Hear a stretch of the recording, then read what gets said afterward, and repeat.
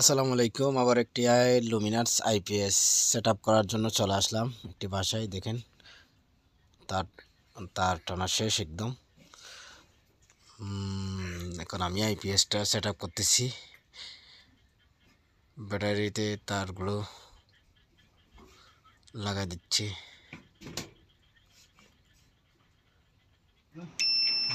আবার চলে আসলে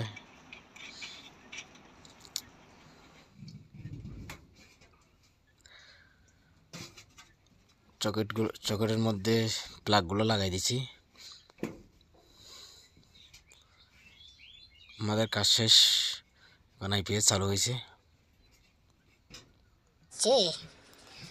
দেখেন খুব সুন্দর করে সেট আপ করছি। এটা মানে বোঝাই দিচ্ছি একটু। আবার আইপিএসে যাই, আইপিএস একটু বোঝাই দিই মালিককে।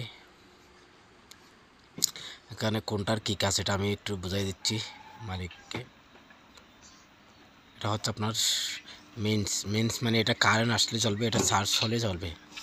আর এটা হচ্ছে আপনার আইপিএস পাওয়ার অন থাকলে চলবে, এটা ইউপিএস মোডে থাকলে চলবে।